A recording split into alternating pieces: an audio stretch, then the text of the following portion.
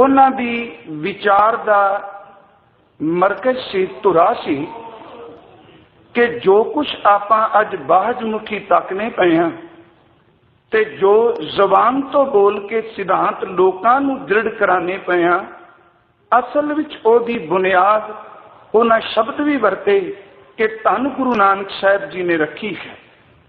गुरु ग्रंथ साहब जी की बाणी जदों असीं आरंभ करने हैं, पहली गल एक कदी भी भुलीए ना। कई बारी मनुख कहता है मेरे नूं सच का पता तो जरूर सी, पर मैं सोचिया मैनू की लोड़ है सच बोलण दी। ते जदों तंगी दा, तशद्दुद दा, जुल्म दा दौर निकल जाए ते फिर कलम चुक के लिखना शुरू करदा है। आ कुछ मैं देखिया, आ कुछ मैं सुनिया, पर हालात ने मजबूर किया, मैं लिख ना सकिया। मैं इस करके मुबारकबाद देनी चाहना, क्योंकि ये महान विद्वान ने, इन्हां दे शब्द बड़े मांझे सुथरे ने। मैं पेंडू जे इलाके भी जमिया, मेरी बोली भी वो बाहर दी है। सिर्फ मैं अर्ज करनी चाहना वा कि देखो, गुरु नानक साहब ने कवेले दा सच बिल्कुल परवान नहीं किया। जदों भी बोलिया वेले दा ही सच बोलिया, कवेले दा सच कदी सच हुंदा ही नहीं। कवेला लंघन तो बाद कई कोई सच्ची गल भी झूठ बन जाती। एक बेनती करा, गुरु नानक साहब ने वेले दा सच बोलिया, मैं इस संबंधी आउणा। सब तो पहली गल उन्होंने एक साडे सामने साडी मंजिल रख दी कि सिख दी मंजिल या जग्यासू दी मंजिल की होवेगी जिसने इस मार्ग ते चलना। कहन लगे जग्यासू दी मंजिल होवेगी सचियार, ते सचियार मैं उस ढंग नाल नहीं बनाना चाहता जिहड़ी उस वक्त दी ओते सिद्धांत दर्शन फिलासफी चलदी है। मैं चाहना वा कि ओनू पहले सिरे तो बिल्कुल इनकार करके अपना एक नवा सिद्धांत पेश कर। कई बार साडे लोग कहते हैं, लो जी शब्द किवें कह दिते, गुरबाणी तां कहंदी सबको मीता मापन कीना, सारे रब की गल करते हैं। बाबे नानक ने बाणी का पहला शब्द ही नन्ने का वरत्या। कहन लगे सोचा सोच ना होवे। कहन लगे मैं इस गल नूं परवाह नहीं करता। तू कहना तीर्थ इशनान ही केवल मुक्ति का साधन है। कहन लगे बिल्कुल नहीं, जितना मर्जी तू पिंडे नूं धो लई, अंदर दी सुचमता इशनान नाल नहीं। उन्होंने एक एक गल का खंडन करके सचियार बंद की गल केवल इको तुक विच कह दी। यूं कह लो कि बुनियाद सी सचियार होण दी ते संपूर्णता सी खालसा। सचियार ही खालसा है ते सचियार हुंदा ही होवे जिहदे अंदर कूड़ नहीं, ते जिन्हें कूड़ दी पाल नूं तोड़ के रब विच अपने आप नूं अपेद कर दिता। खालसा की हजूर ने पहला शब्द वरत्या सी, सोचा सोच ना होवई, जे सोची लख बार, चुपै चुप ना होवई, जे लाए रहा लिवतार, भुखिया भुख ना उतरी, जे बन्ना पुरिया भार, सहस सियाणपा लाखों है। चार बंदियां नूं मुखातब कीता। तवज्जो दिओ, कदी देखो सी कला कह देने सोचा सोच ना होवी, इत्थे सोचदार इशनान करने हैं। कहन लगे कर्म कांडी तीर्थ इशनानी, सच जानी बाहर दी सुचमता नाल अंदर सुचम नहीं हुंदा। बाहर नूं चुप धारण करने वाले, मठ विच रहन वाले, मैं सिर्फ वही विषय टच कर रहा जो डॉक्टर साहब ने कहे ने। चुप नूं धारण करने वाले मनुखता का होर पाप जुल्म हुंदियां देख के चुप धारण करी रखे, ये इंसानियत नहीं। चुप करन दे नाल अंदर कदी भी चुप नहीं हुंदे। ते रवैये इकट्ठे करने वालियां नूं कहन लगे तिन्ना भवनां दी समग्री भी इकट्ठी कर लें ते भुख नहीं जानी। पढ़े लिखे नूं कहन लगे सियाणप तेरे कोल बड़ी है, पर अकल दे खंभ ला के केवल हंकार विच ना तुरिया रही। जिन्नी देर तक तेरे कोल जीवन नहीं, सच जानी उन्नी देर तक कूड़ दी पाल टुटनी। साहब ने शब्द वरते, कहन लगे सोचा सोच ना होवई, जे सोची लखवार, चुपै चुप ना होवई, जे लाए रहा लिवतार, भुखिया भुख ना उतरी, जे बन्ना पुरिया भार, सह सियाणपा लख हो है तां एक ना चलै नाल। कहंदे मैं तेनू खालसा बनाना चाहना, ते तू पूछेगा मैं पिछलियां गल्लां छड़ दियां ते तुसी नवीं की गल समझानी चाहते हो। कहन लगे किव सचियारा होई है, किव कूड़ा टुटा पाल, हुक्म रजाई चलना नानक लिखिया ना। हुक्म रब दे नूं मन ले, सचियार हो जाएगा। जिहड़ी बेनती करनी चाहना कवेले दा सच नहीं, साडे विच ये तीन चार गल्लां ने। आम तौर ते असीं स्टेज तो कहने हैं कि बाबे ने 7 पुश्तां दा राज दिता मुगलों नूं। मैं एक दिन अर्ज की सी कि गुरु नानक साहब 4 शब्द उन्होंने वेले दा सच बोले। ये नहीं कि एमनाबाद जदों सब कुछ वापरना उदों भी कहा कि की कुछ होवेगा, जदों हो गया उदों हालात बयान किए। असीं कहने लो जी 7 पुश्तां दा राज गुरु ने मुगलों नूं दिता।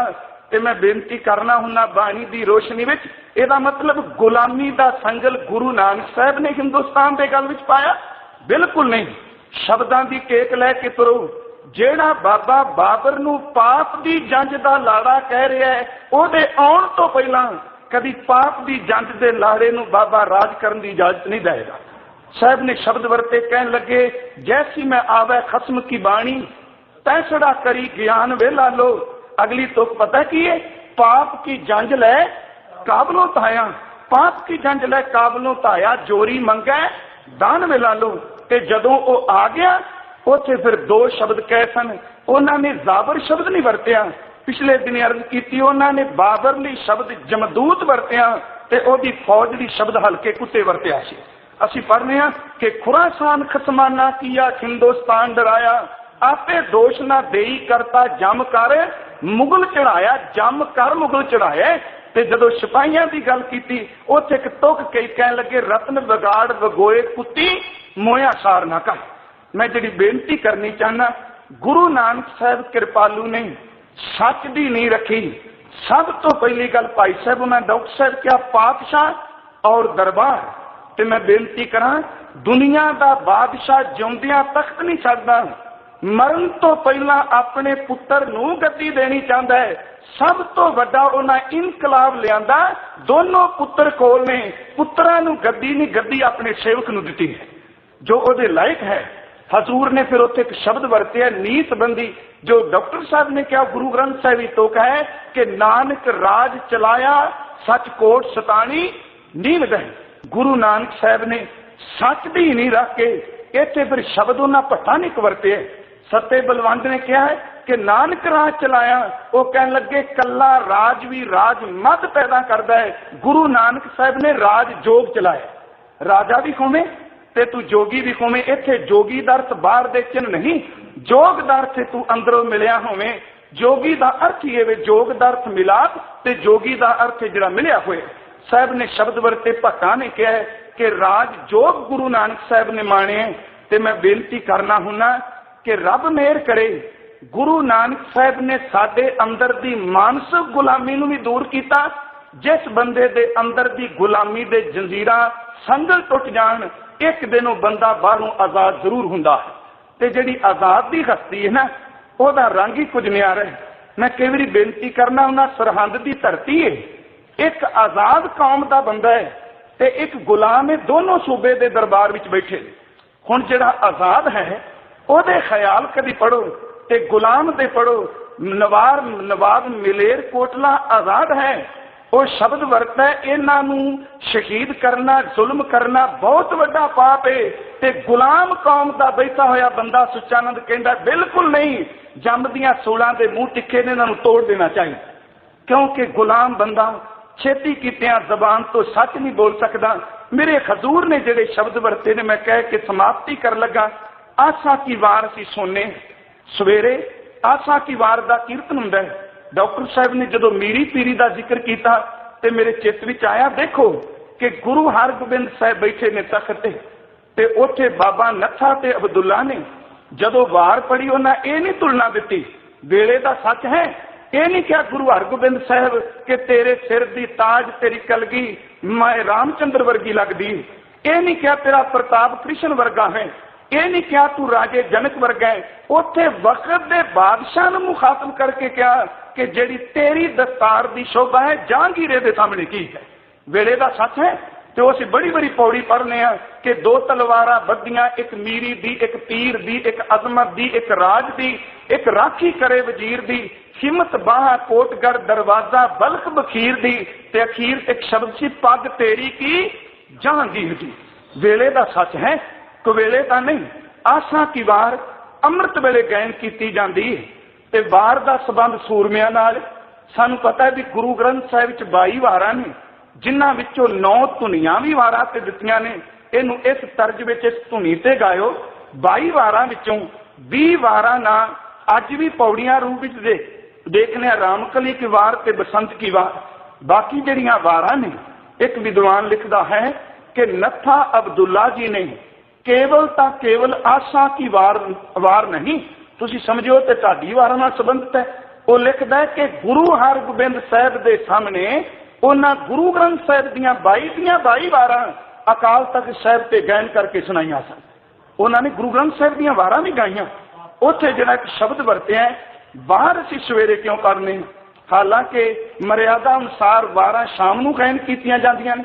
ढाडी शब्द गुरु ग्रंथ साहिब च बड़ी बारी आया है। हजूर ने आप ने भी कहा है कि खौ ढाडी बेकार कार लाया, खौ ढाडी का नीच जात, खौ ढाडी हर प्रभ खसम का हर कै दर आया। हुण वार आसा की वो अमृत वेले क्यों कह लगे, सिखा तेरे अंदर दी गुलामी दे संगल ही ता टुटने ने जे सवेरे आसा की वार सुनेगा, क्योंकि वार सुन तो बिना तेरे अंदर न्यारेपन की बिरती कभी पैदा ही नहीं होनी। वार सुन, उन्हें दसिया देख तू सराध माने, बाबे ने वार विच आ के आई, तू देख केवल सूतक पातक विच पिया है। बाबा जी ने बाणी विच ये शब्द वरते ने, ते देखो गुलामी वाले लोगों नूं किन्नी बरीकी विच लिया है। मैं एक श्लोक कह के संपूर्णता करनी। ये श्लोक हुंदा है कि जिस बंदे नूं भावें डॉक्टर साहब ने कहा अपने धर्म नूं जिवें किवें मन्ने, वो गौ नूं सब कुछ मानदा है, गोबर नूं सुचमता समझदा है। कहन लगे जिस दे इष्ट उत्ते ही टैक्स लगन लग पे, उस बंदे दा दुनिया विच जीने की। शब्द वरते गौ ब्राह्मण कौ कर लावो, गोबर तर ना जाई, धोती टिक्का तै जप माली। अगली तुकसी तू इन्ना गुलाम है धान मलेशा खाई। तेनू जिन्हों धर्म मानना उहदे उत्ते टैक्स लगा है, वो गुलाम है, ते तू उन्हां दे घर विच जाके उन्हां दा धान खाना, धान मलेशा खाई। अंतर पूजा तेनू इन्ना हक नहीं तू बाहर पूजा की गल कर सके, अंदर पूजा करना ते बाहर बोली उन्हां दी बोलना। धर्मी तां हुंदा ही होवे जो अंदर होवे, बाहर होवे जो बाहर होवे वो अंदर होवे। हजूर ने शब्द वरते गौ ब्राह्मण को कर लावो, गोबर तर न जाई, धोती टिक्का तै जप माली, धान मलेशा खाई। अंतर पूजा पढ़े कतेबा संयम तुरका भाई, छोड़ी ले पखंडा नाम ले जाए तरंदा। कहते जिन्ना अगे तू झुकना मानस खाने करे निवाज। हुण तिन्हां नूं लिया, एक बादशाह नूं, दूजा बादशाह के नौकरी करने वाले खतरी नूं, ते तीजा उस खतरी दे घर कर्म कांड करने वाले पुजारी नूं। कहन लगे तू कहदा सुच्चा बनिया है, जेड़ा घर तू रोटी आके पकाना पे वो भी तोदे घरों आई जिन्हों मलेश पिया कहें। तेनू कोई जीण दा हक है? गौ ब्राह्मण कुछ कर लाओ तो लग के अगे क्या कि मानस खाने करे निवाज, छुड़ी बगायन तिन गलताग, तिन घर ब्राह्मण पूरा नाद, ओना पियावे ओही साध, कूड़ी रास कूड़ा व्यापार, कूड़ बोल करे आहार, शर्म धर्म का डेरा दूर, नानक कूड़ रहा भरपूर। मत्थे टिक्का तेर धोती कसाई, हाथ छुरी जगत कसाई, नील वस्त्र पैर होवे परवान, मलेश धान लै पूजै पुराण। पूजना तू पुराण पे है ते धान मलेशा दा खाना पे कोई धर्म थोड़ा। मलेश धान लै पूजै पुराण, अपाख्या का कुठा बकरा खाना। गुलामी दा चंद ओदे करो खाना है ते अपने घर आके कहना चौंके ऊपर किसा न जाना, देखा चौंका कड्डी कार, ऊपर आए बैठे कूड़ियार। मत फिटै वे मत फिटै, ए अन्न असाडा फिटै, तन फिटे फेड़ करेण, मन झूठे चुली पुरेण। बाबा चाहंदा मन दी सुचमता सचियारता। हजूर ने कृपा की, उन्होंने शब्द दे तीर नाल साडे अंदर दी गुलामी तोड़ी। हाथ विच खड़क पकड़ के मेरे बाबे ने बाहर दी गुलामी दियां जंजीरां कट दित्तियां। मैं इस करके बधाई देना अज, भावें चलो साडा विषय रुके है। देखो एक हुंदा बोलना, गुरु कृपा करे साडी संगत दी एक लड़ी बन जाए। जेड़े खोजी ने ना एवें आपां कई बारी शब्द वर देने, छड्डो जी एक ही समझ। देखो बोलना भी बड़ी चंगी गल है, पर गुरु ग्रंथ साहिब ने कहा कला बोली ना जाई, जे लंबे समय लिए अपनी गल करनी है तो लिखन दी जा सक। एक शब्द होंदा लिखा बाजों सुरत नाही, बोल बोल गवाइया। मैं पढ़ रहा था गुरु साहिब कहते हैं लिखण तो बिना तेरी गल कायम नहीं रहनी। जे कलम ना चलती तो शायद अज गुरु ग्रंथ साहिब वर्गा सतगुरु साडे कोल बिल्कुल ना हुंदा। हुण सिर्फ मैं कलमा संबंधी अर्ज करनी, दो पक्ष विद्वानां ने रखे जी। एक वो ने कि जेड़े कलम चुक के घातक बने ने, एक वो ने जेड़े कलम चुक के उन्हां दा मुकाबला पे करदे। ਵਧਾਈ ਦੇ ਪਾਤਰ ਨੇ। ਦੇਖੋ ਹਜ਼ੂਰ ਨੇ ਦੋ ਸ਼ਬਦ ਵਰਤੇ ਨੇ, ਕਹਿੰਦੇ ਨੇ ਮੈਂ ਉਸ ਕਲਮ ਨੂੰ, ਉਸ ਲਿਖਾਰੀ ਨੂੰ, ਉਸ ਸ਼ਾਹੀ ਨੂੰ ਵੀ ਨਮਸਕਾਰ ਕਰਨਾ ਜਿਹੜਾ ਸੱਚ ਲਿਖਣ ਦੀ ਜ਼ਰੂਰਤ ਰੱਖਦਾ ਹੈ, ਤੇ ਕਹਿੰਦੇ ਨੇ ਜਿਹੜਾ ਬੰਦਾ ਕੇਵਲ ਕੂੜ ਲਿਖਦਾ ਹੈ ਰੱਬ ਮਿਹਰ ਕਰੇ ਉਹ ਕਲਮ ਹੀ ਸਦਾ ਲਈ ਖਤਮ ਹੋ ਜਾਏ। ਸ਼ਬਦ ਵਰਤੇ ਗੁਰੂ ਗ੍ਰੰਥ ਸਾਹਿਬ ਵਿੱਚ, ਕਹਿਣ ਲੱਗੇ ਧਨ ਸੋ ਕਾਗਦ ਕਲਮ ਧਨ, ਧਨ ਭਾਂਡਾ ਧਨ ਮਸ, ਧਨ ਲਿਖਾਰੀ ਨਾਨਕਾ ਜਿਨ ਨਾਮ ਲਿਖਾਇਆ ਸੱਚ। ਤੇ ਅਗਲਾ ਬਚਨ ਉਹਨਾਂ ਕਿਹਾ, ਕਹਿਣ ਲੱਗੇ ਕਲਮ ਜਣੋ ਸਨ ਮਸਵਾਣੀਏ, ਕਾਗਜ਼ ਦੀ ਜਲ ਜਾਓ ਲਿਖਣ ਵਾਲਾ ਜਲ ਬਲੋ ਜਿਨ ਲਿਖਿਆ ਦੂਜਾ ਭਾਉ। ਦੂਜੇ ਭਾਈ ਦਾ ਜ਼ਿਕਰ ਕੀਤਾ ਡਾਕਟਰ ਸਾਹਿਬ ਨੇ ਕਿ ਗੁਰੂ ਗ੍ਰੰਥ ਸਾਹਿਬ ਤੋਂ ਗੁਰਮਤ ਤੋਂ ਦੂਰ ਕਰਨਾ ਇਹ ਦੂਜਾ ਭਾਉ ਹੈ। ਬਾਬਾ ਜੀ ਨੇ ਇੱਕ ਬੜੀ ਸੋਹਣੀ ਉਦਾਹਰਨ ਦਿੱਤੀ ਹੈ, ਕਹਿਣ ਲੱਗੇ ਮੇਰੇ ਵੀਰ ਜੇ ਤੂੰ ਪੜ੍ਹਿਆ ਹੈ ਨਾ ਤੇ ਇੱਕ ਗੱਲ ਕਦੀ ਨਾ ਭੁੱਲੀ ਮਨ, ਕਾਹੇ ਭੁੱਲੇ ਮੂੜ ਮਨਾ ਜਬ ਲੇਖਾ ਦੇਵੈ ਵੀਰਾ ਤਉ ਪੜ੍ਹਿਆ। ਰੱਬ ਦੇ ਚਰਨਾਂ ਵਿੱਚ ਅਰਦਾਸ ਕਰੀ ਤੂੰ ਇਸ ਜਨਮ ਵਿੱਚ ਲੇਖੇ ਜੋਖੇ ਮੁਕਾ ਦੇਂ। ਇੱਕ ਉੱਥੇ ਉਹਨਾਂ ਸ਼ਬਦ ਵਰਤਿਆ, ਕਹਿਣ ਲੱਗੇ ਜੇ ਪੜ੍ਹਨ ਵਾਲਾ ਬੰਦਾ ਕੌਮ ਦਾ ਭਲਾ ਵੀ ਕਰ ਸਕਦਾ ਹੈ, ਜੇ ਪੜ੍ਹੇ ਦੀ ਬਿਰਤੀ ਚੇਂਜ ਹੋਵੇ, ਜਿਵੇਂ ਦੱਸਿਆ ਜੋ ਪੰਥ ਵਿਰੋਧੀ ਲਿਖਤਾਂ ਨੇ ਤੇ ਲਿਖਾਰੀ ਨੇ ਉਹ ਤਬਾਹੀ ਵੀ ਕਰ ਸਕਦੇ ਨੇ। ਹਜ਼ੂਰ ਨੇ ਕਿਹਾ ਹਰਨ ਤੇ ਬਾਜ ਤੇ ਤੀਜਾ ਸਰਦਾਰ ਤੇ ਚੌਥਾ ਪੜ੍ਹਿਆ ਹੋਇਆ। ਹਰਨ ਨੂੰ ਆਪਾਂ ਬੜਾ ਕਹਿੰਦੇ ਆ, ਇਹ ਬੜਾ ਸ਼ਰੀਫ ਜਾਨਵਰ ਹੈ, ਇਹ ਬੜਾ ਵਿਚਾਰਾ ਭਲਾ ਜਾਨਵਰ ਹੈ, ਪਰ ਗੁਰੂ ਗ੍ਰੰਥ ਸਾਹਿਬ ਕਹਿੰਦੇ ਨੇ ਜੇ ਕਿਤੇ ਕੋਈ ਸ਼ਿਕਾਰੀ ਹਰਨ ਨੂੰ ਪੜ੍ਹਾ ਕੇ ਸਿਖਾ ਕੇ ਜੰਗਲ ਵਿੱਚ ਘੱਲਦਾ ਹੈ ਨਾ, ਤੇ ਹਰਨ ਆਪਣੇ ਵਰਗੇ ਹਰਨਾਂ ਨੂੰ ਪਿੱਛੇ ਲਾ ਕੇ ਗੱਲ ਇਹ ਕਰਕੇ ਮੈਂ ਵੀ ਹਰਨ ਤੁਸੀਂ ਵੀ ਹਰਨ ਆਓ ਇਕੱਠੇ ਹੋ ਕੇ ਚੱਲੀਏ, ਉਹ ਸਿੱਧਾ ਸ਼ਿਕਾਰੀ ਦੇ ਘਰ ਜਾਂਦਾ ਹੈ, ਆਪ ਉਹ ਟਿਕਾਣੇ ਤੇ ਚਲਾ ਜਾਂਦਾ ਹੈ, ਪਿਛਲਿਆਂ ਨੂੰ ਸ਼ਿਕਾਰੀ ਕੋ ਕੇ ਛੱਡ ਦਿੰਦਾ।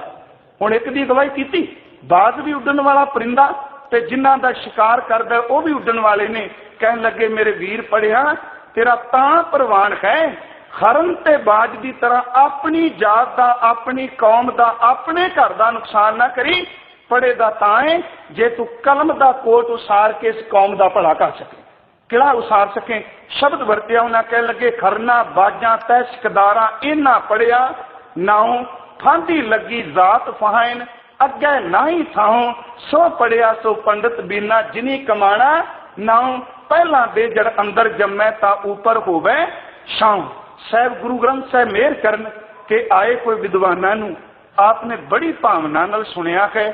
ਦਾਤਾ ਮਿਹਰ ਕਰੇ ਜੋ ਇਹਨਾਂ ਦੇ ਅੰਦਰ ਦੇ ਖਿਆਲ ਨੇ, ਅੰਦਰ ਦੇ ਜਜ਼ਬਾਤ ਨੇ, ਉਹ ਕਲਮ ਰਾਹੀਂ ਅੱਖਰਾਂ ਨੂੰ ਜਨਮ ਦੇ ਕੇ ਕਿਤਾਬਾਂ ਲਿਖ ਜਾਣ ਤਾਂ ਜੋ ਸਮਝ ਪਏ ਕਿਸੇ ਨੇ ਵੇਲੇ ਦਾ ਸੱਚ ਵੀ ਬੋਲਿਆ ਸੀ। ਇੰਨੀਆਂ ਬੇਨਤੀਆਂ ਪ੍ਰਵਾਨ ਕਰਿਓ। ਵਾਹਿਗੁਰੂ ਜੀ।